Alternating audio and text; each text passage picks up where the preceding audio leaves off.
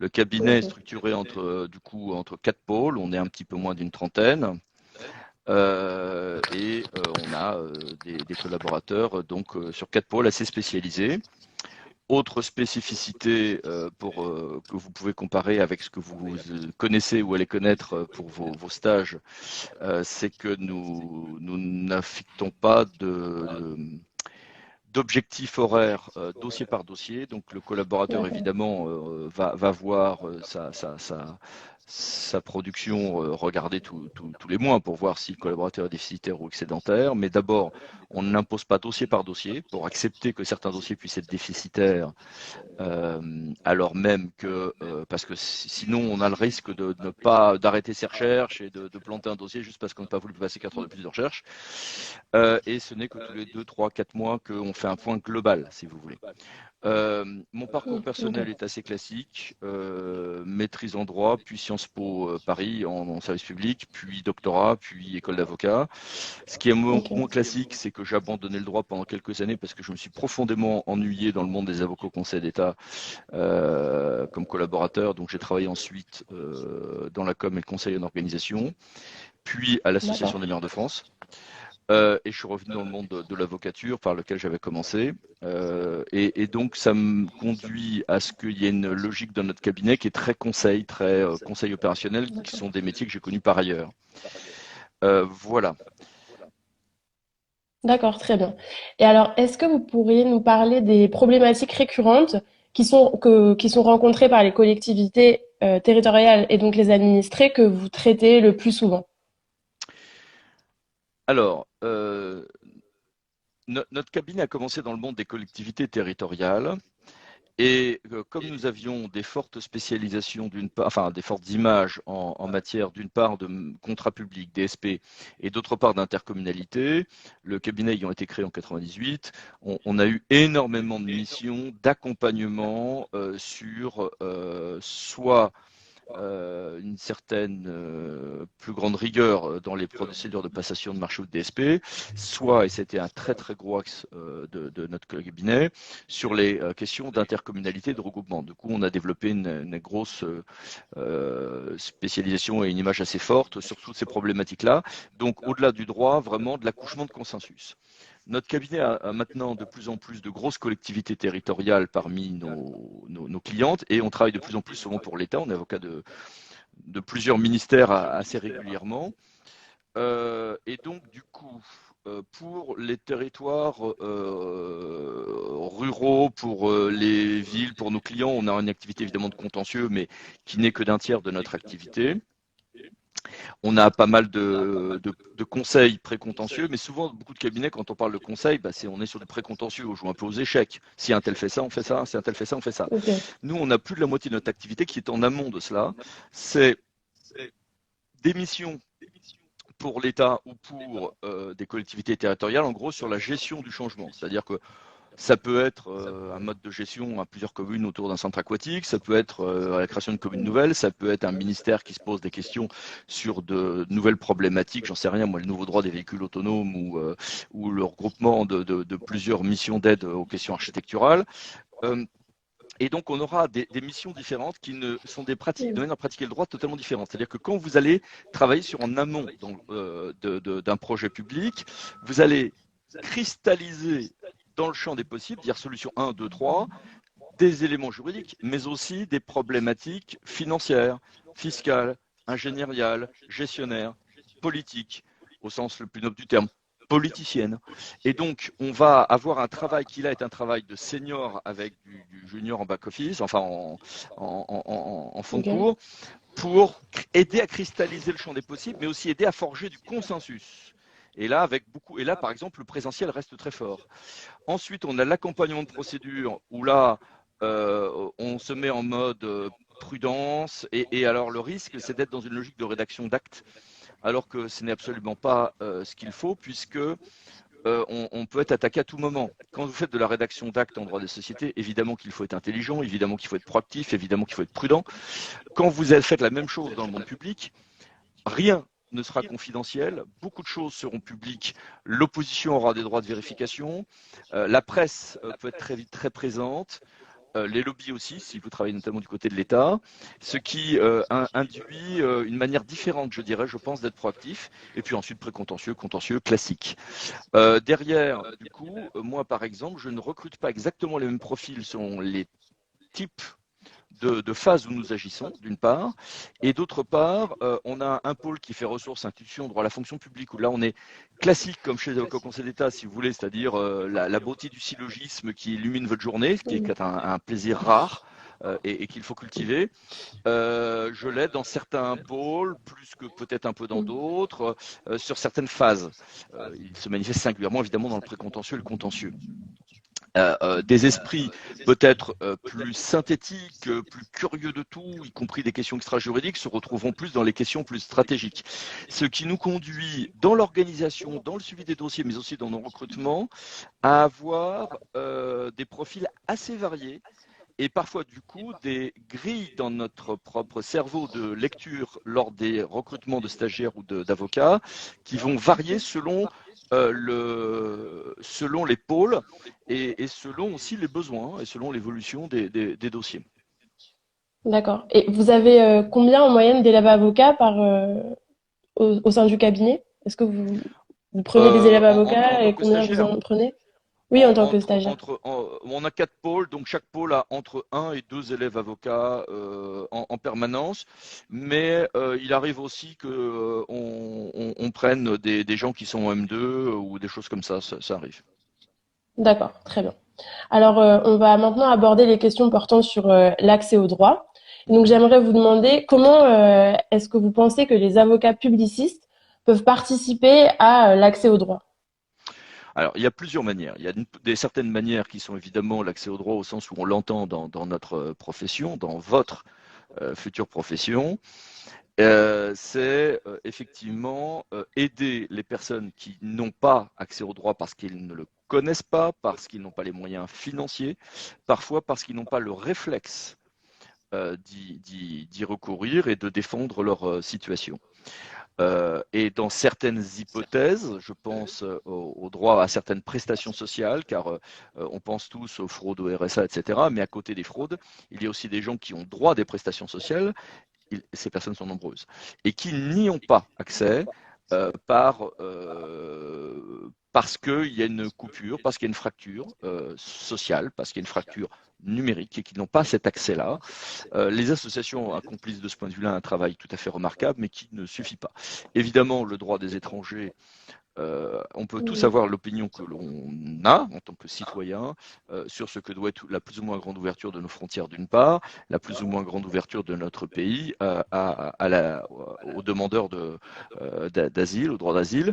Mais en tout état de cause, je pense qu'on convergera tous sur le fait euh, que le droit des étrangers soit un des droits les plus complexes que nous ayons, alors avec des procédures rapides, alors même que nous avons des gens qui ont des difficultés d'accès à ce droit, est quelque chose de choquant, quelle que soit la position que l'on aura.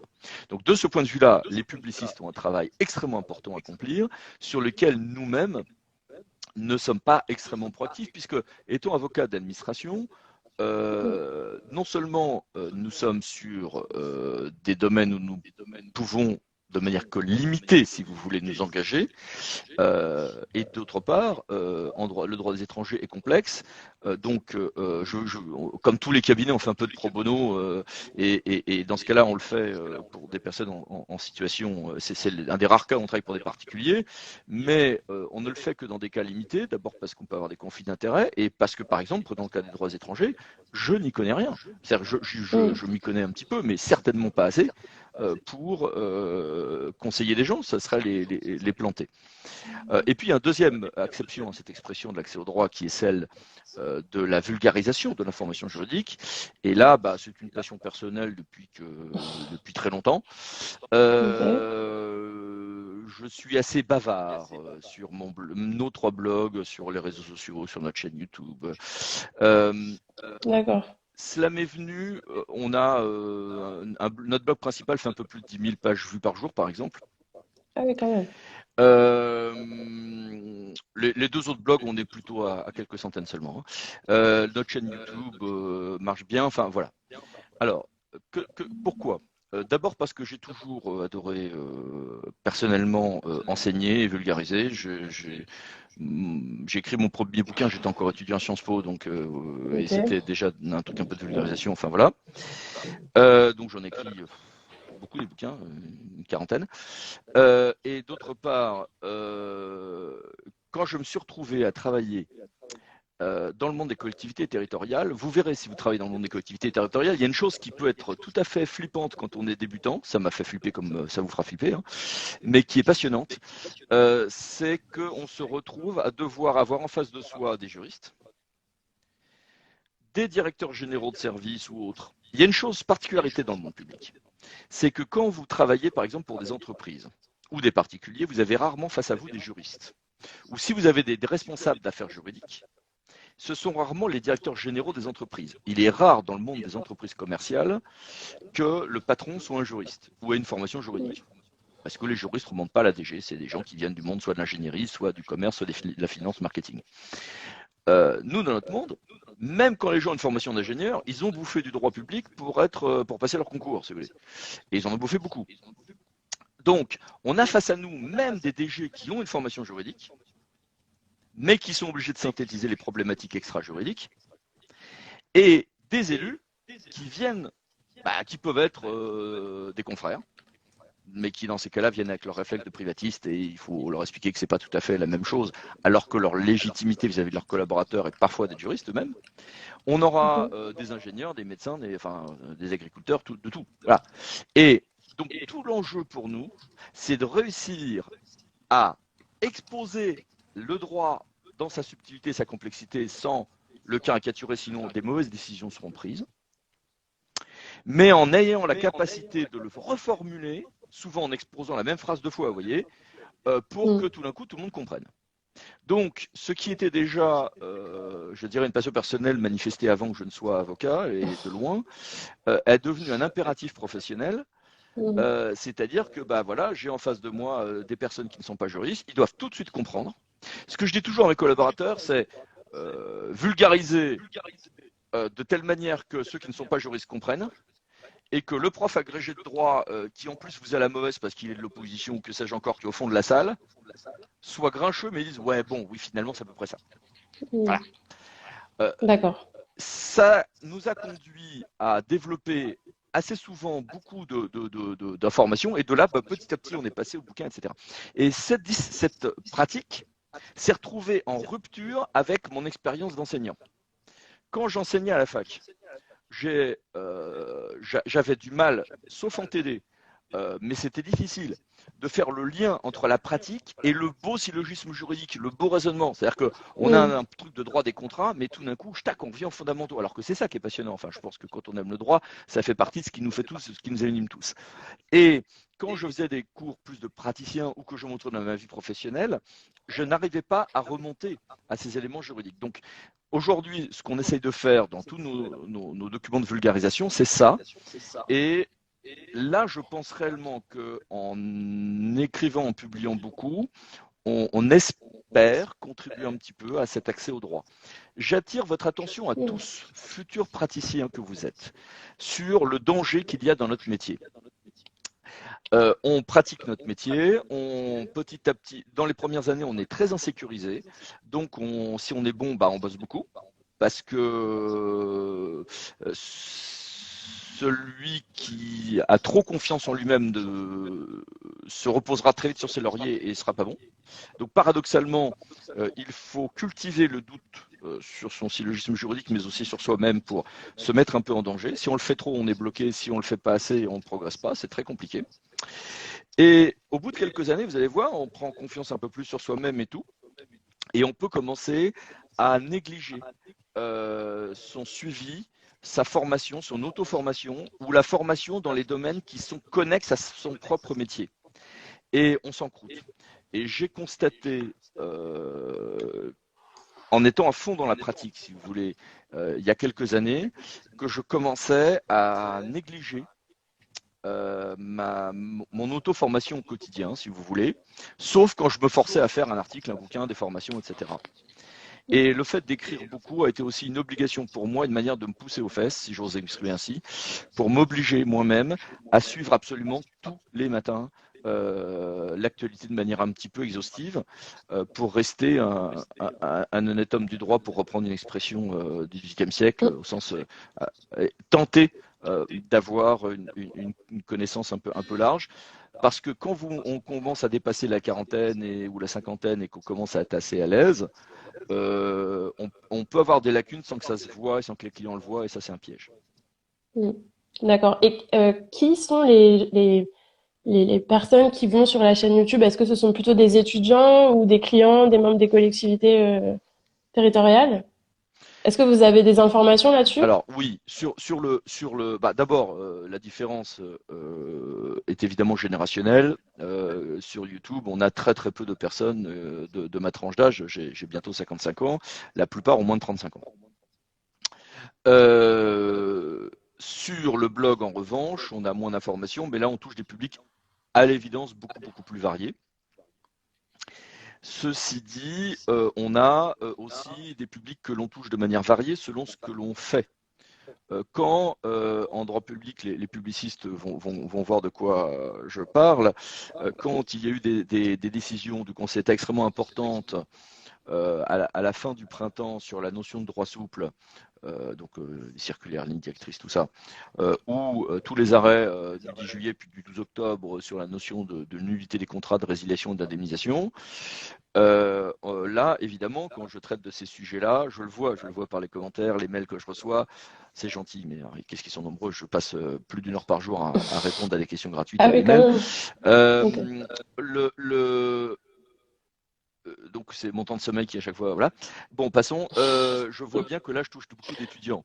J'ai même eu Mm. des commentaires sur YouTube où on me demandait d'aider à définir un plan de dissertation en M2, ce qui est osé quand même. Ça, c'était il y a 2 jours ou 3 jours. Si je vais faire un truc comme cette nuit sur l'ordonnance du 2 novembre sur la visioconférence dans les assemblées, enfin dans les organismes délibérants des GIP ou des établissements publics, je serais surpris que beaucoup d'étudiants se ruent sur mes articles et vidéos là-dessus. Donc, et j'essaye moi-même.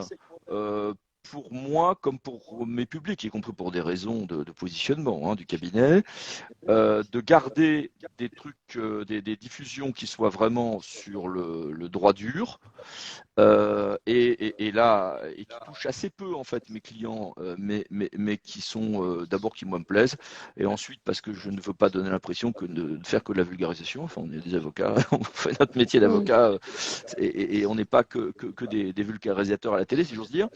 Deuxième Mm. chose, on essaie de développer parfois des choses extrêmement techniques. Là, je viens de faire une vidéo qui n'est pas encore transmise sur la protection du même public routier et les différents usages, les différents usages juridiques là-dessus. Donc là, je pense qu'on sera vraiment sur des trucs très techniques. Mais comme beaucoup d'ingénieurs nous regarderont, j'ai essayé de pas trop jargonner, vous voyez. Et puis parfois, Mm. j'ai des trucs très praticiens. Voilà. D'accord. C'est important d'adapter aussi son langage selon à qui on s'adresse. C'est ce Alors, que. voilà, si vous Mm. voulez travailler, que vous soyez d'ailleurs en droit public ou pas en droit public, c'est tout à fait important de savoir s'adapter à différents publics. Ça, c'est certain. Mm. La spécificité, si vous voulez, que nous avons en droit public, c'est que nos interlocuteurs, encore une fois, seront presque toujours avec une culture juridique, mais cette culture sera parfois superficielle. Je ne sais pas, moi, un ingénieur en eau qui a fait des cours de droit public parce Mm. qu'il fallait bien qu'il passe son concours d'ingénieur territorial ou de l'État, et d'autres qui seront des juristes. Et il y a une chose qu'il faut savoir, c'est que quand j'ai commencé mon métier, les juristes, par exemple, dans le monde des collectivités territoriales, étaient rarement impressionnants. Aujourd'hui, c'est plus le cas. Nous Mm. avons dans le monde public de l'État, et ça a toujours été le cas. Je ne parle pas des préfectures, je parle au niveau central. Vous avez des gens en préfecture qui sont tout à fait remarquables. Et puis, bon, parfois, on a plus de surprises. Au Mm. niveau des ministères, il est rare qu'on tombe sur des juristes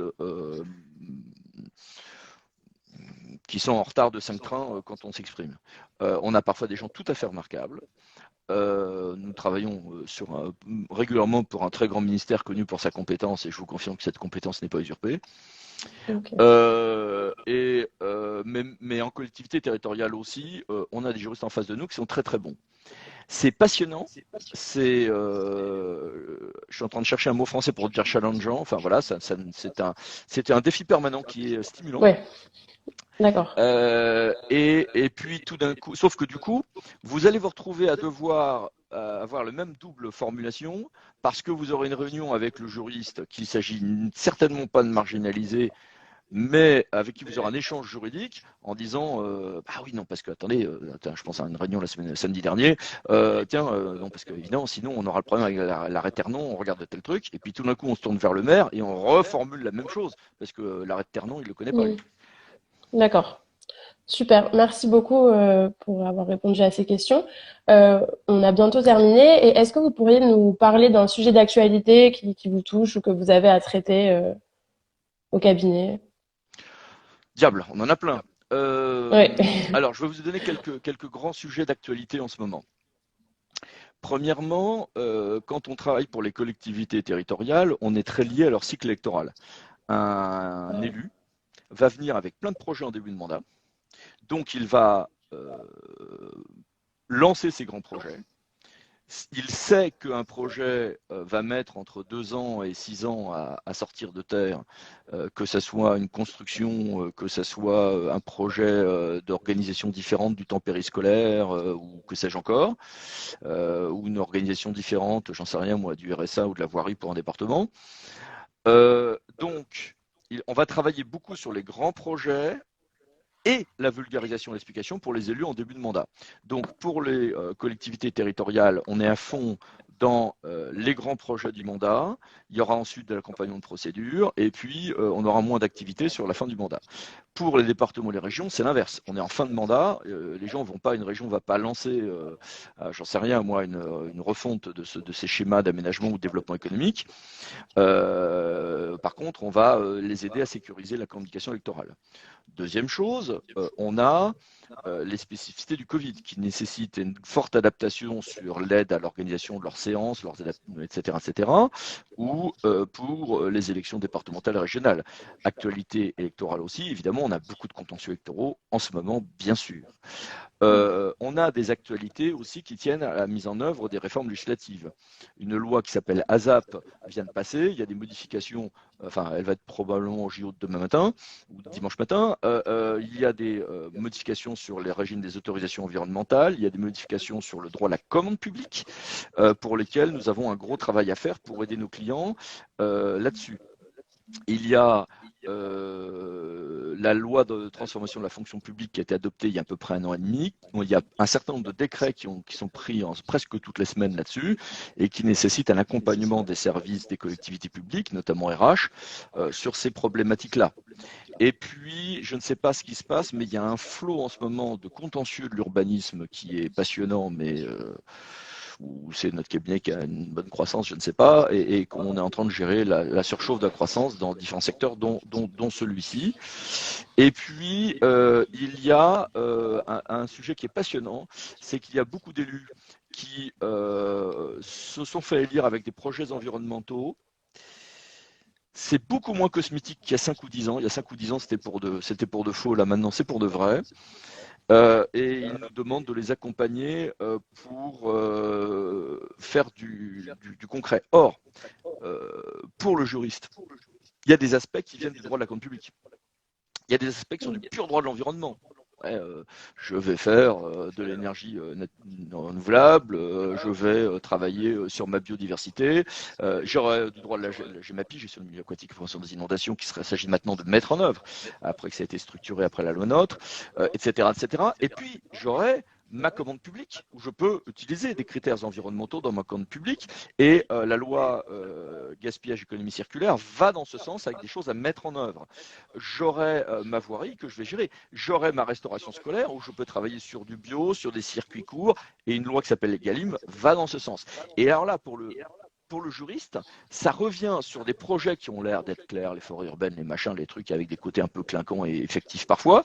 Mais derrière, pour nous, ça nécessite de cristalliser des enjeux, certes ingénieriaux, financiers, etc., mais juridiquement, 10, 15 domaines passionnants, mais très différents. et qui sont totalement, si demain vous travaillez là-dessus, bah, vous sortirez, vous aurez eu des cours de droit à la commande publique, de l'URBA, de ceci, de cela, bah, c'est très bien, sauf que là, il faut cristalliser des trucs qui vont dans tous les sens. C'est passionnant, mais alors croyez-moi, c'est un sacré défi. D'accord.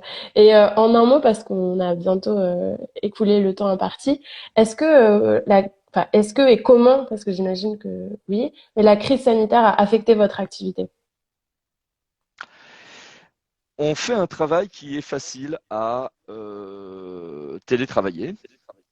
Le contentieux est facile à télétravailler. Le pré-contentieux est assez facile à télétravailler, mais il faut changer de manière confidentielle avec les clients.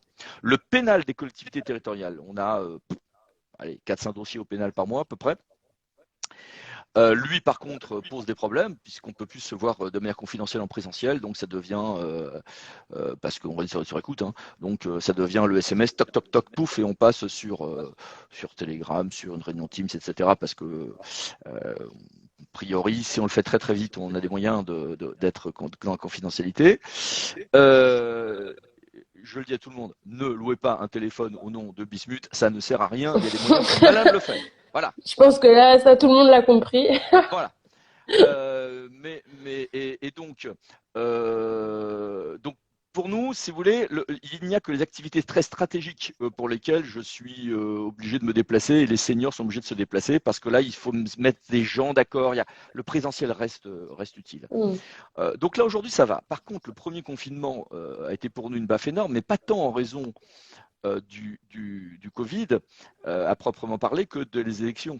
C'est-à-dire que normalement, pendant la période électorale, on ne bosse pas pendant 3 semaines parce que y a les élections, les collectivités on voit leurs compétences limitées aux affaires urgentes et courantes. Nous, de mars à fin août, on a croulé sous le boulot à cause de l'électoral, mais ça c'est une activité pas rentable, et à cause de tous les conseils gratos donnés à tout le monde. On vous avez pas facturé un coup de téléphone de 15 minutes, mais enfin on bossait en gros, enfin moi je bossais, je sais pas, de 5h à 22h, 5h du matin, comme un fou, mais en ayant quasiment rien facturé parce qu'on aidait tout le monde. Donc ça nous a aidé pour notre notoriété, mais là on a eu un gros creux. Mais bon, les aides de l'État ont été fortes et rapides. On sort de cette affaire endettée, mais voilà, alors on s'est pris une baffe au total, on aura eu une baisse de chiffre d'affaires, je ne sais pas moi, de 10-15% sur cet exercice, mais on croule tellement sur le boulot et qui lui maintenant est facturable depuis août que je suis pas inquiet. Ça n'a pas été le confinement, ça a été le report d'élections municipales qui pour nous a été bon, mais on a tenu le choc, personne n'a une Ok. diminution de sa rétrocession, etc., etc. Mais Ok. Donc, vous en c'est un êtes peu bien comme sorti quand même. Ouais. voilà, il y a eu alors ceux qui étaient salariés, on a fait un peu de chômage technique, mais enfin chômage économique, mais indemnisé partiel, pardon, mais indemnisé à 100%, ce qui, comme vous le savez, n'était pas l'état du droit. Mm. Mais voilà, aujourd'hui, ça va. Nos clients, nous avons une chance, c'est que nos clients nous payent peu à l'heure, nous payent Mm. très tardivement, très très tardivement. Donc on a des problèmes de trésorerie tout le temps, mais en revanche, on est certain d'être payé. Et évidemment, D'accord. dès qu'il y a une crise, les entreprises se cassent la gueule, pas les collectivités publiques, puisque elles ne peuvent pas être mises en Ouais. redressement ou liquidation judiciaire d'une Mm. part, et d'autre part, c'est ce qui fait qu'on tient tous en ce moment. Donc évidemment, c'est perçu aujourd'hui comme ce le fut en 2008, comme ah ça c'est une niche stable et confortable. Et puis dès que les choses vont bien, on se rappelle qu'on touche 2 fois moins de l'heure que ce que payent les entreprises. Bon Mm. aujourd'hui, on peut être perçu au contraire comme des gens privilégiés, donc je ne voudrais pas trop me plaindre. Ça pourrait être indécent au regard de ceux qui ont des vraies difficultés à affronter. D'accord. Bah, Maître Lando, merci beaucoup d'avoir répondu à nos questions. On essaiera de mettre également le lien de votre chaîne YouTube pour les étudiants de l'EFB pour qu'ils y aient accès et qu'ils puissent en bénéficier. Et même du blog à l'ancienne, vous verrez, c'est bien Et sûr. du blog, vous nous avez, vous nous enverrez les liens des différents blogs alors, comme ça on pourra les transmettre aux élèves et Ça avocats. marche. Merci beaucoup et Merci à tous, merci pour votre professionnalisme d'intervieweuse. On vous dirait que vous avez fait ça toute merci votre vie. Et à vous. bon courage à tous pour ce métier. C'est astreignant, mais c'est un beau métier, avec des individualités fortes. Alors du coup, dans les stages, parfois c'est du bonheur, parfois c'est un peu plus compliqué, Mm. parce que ça, on a fait un métier où il y a des individualités très fortes, mais vous allez avoir plein de bonheur et il y a des choses vraiment passionnantes dans ce métier. Bon courage. Merci. Merci beaucoup. Bonne journée. Au Au revoir. revoir.